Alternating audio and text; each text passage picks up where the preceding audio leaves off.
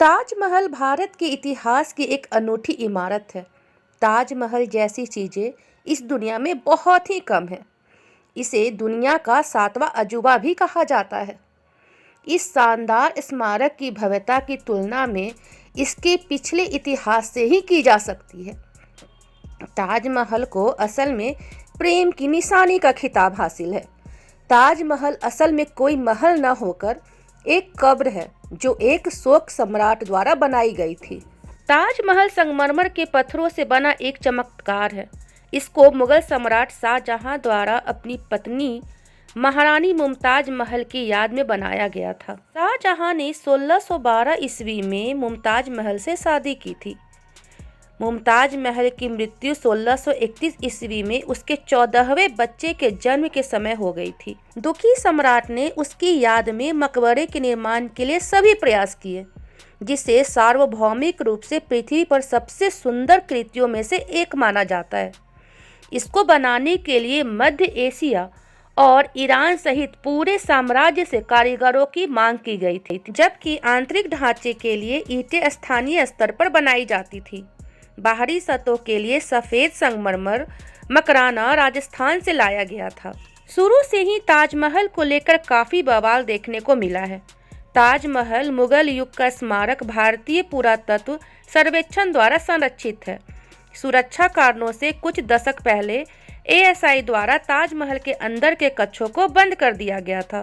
शाहजहां और उनकी प्यारी मुमताज की महान प्रेम कहानी से आकर्षित होकर ताजमहल में आने वाले लोग अक्सर केंद्रीय कक्ष की ओर रुख करते हैं, जिसमें एक जोड़ी कब्रगाह होती है, जिसे प्रेमियों का अंतिम विश्राम स्थल माना जाता है। वैसे आपको बता दें कि ताजमहल के अंदर की कब्र पूरी तरह खाली है, जबकि शाहजहां और मुमताज महल को ताजमहल के बगीचे में दफनाया गया था।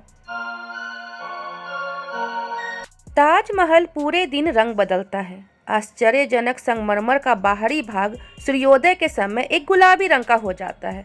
वहीं दोपहर के समय जब सूर्य अपने सबसे गर्म स्थान पर होता है तो यह सफ़ेद रंग का हो जाता है।